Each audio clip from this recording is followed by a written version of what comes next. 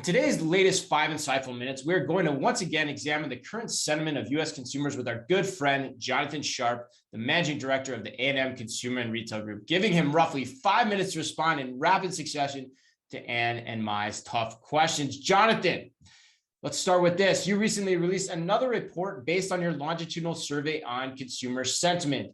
My question for you is, how much has consumer behavior really changed as a result of the pandemic? Or is everyone just going back to their pre-pandemic habits? No, they're not, Chris. The change is real. In the fall of 2021, we asked consumers whether they were going to stick with the changing shopping behaviors they'd made because of the pandemic, things like delivery, buy online, pick up in store, all that sort of stuff.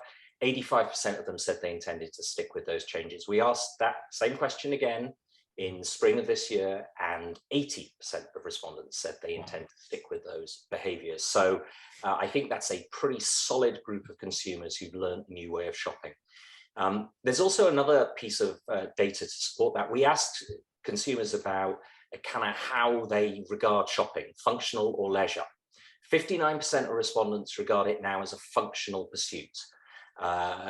They are bundling their shopping missions. 54% of respondents said they were shopping less frequently, but buying more items each time they shop.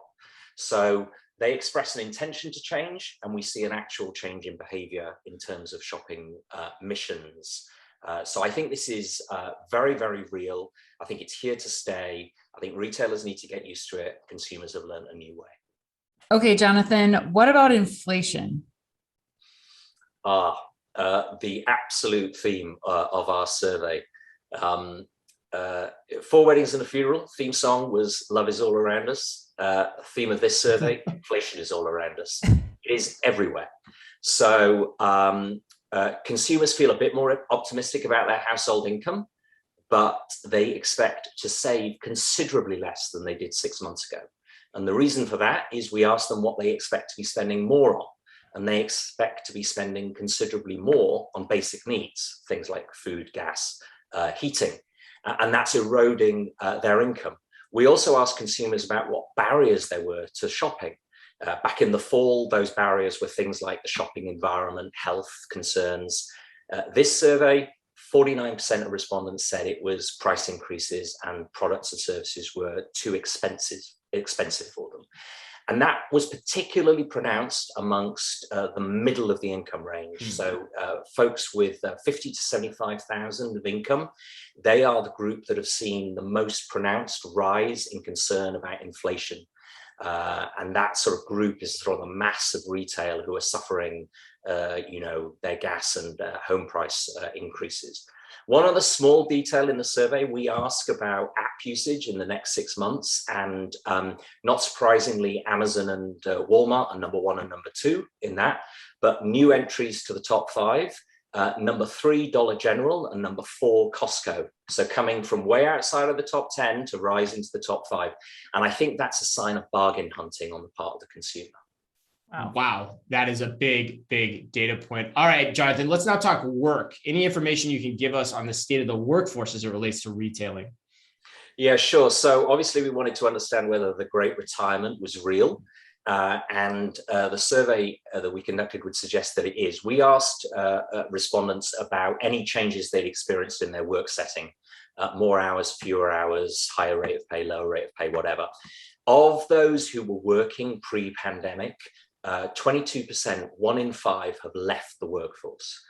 Now, we might have thought that that would be biased towards older age groups, but actually those aged 36 and over, they are spot on the average. 1 in 5 have left the workforce. The group that have most left the workforce are the 18 to 22-year-old group. And it's a bit counterintuitive, and I think we need to hypothesize on why. Are they sitting it out? Have they saved so much money? Have they gone back to education? We don't know. But at some point, they're going to come back into the workforce, and retailers need to work out how to attract and retain that group as they return. One other thing, working from home is real. Just over half of our respondents are now working from home at least half of the working week. And Jonathan, we've covered work. What about play? Tell us about leisure entertainment and what you found there. So there are things that we can spend money on that we previously couldn't spend money on.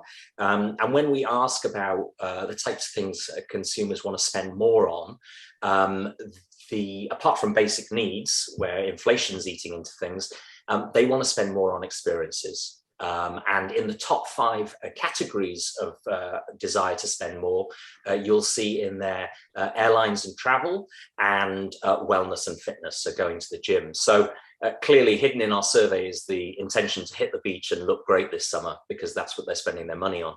A couple of other things, people are going to be taking vacations more this year. Only about 1 in 3 respondents said they took a spring break last year. Closer to 1 in 2 were planning to take one this year. And we've really returned to restaurants. So nearly 2/3 of respondents say they're now dining out as much or more than they were pre-pandemic. And interestingly, a big chunk of that, of those respondents are dining out at new restaurants. So there's a big chance there with innovation and marketing to gain market share, because the consumer's looking around for new places to eat. Well done, Jonathan. Thank you so much, Jonathan. That was fantastic.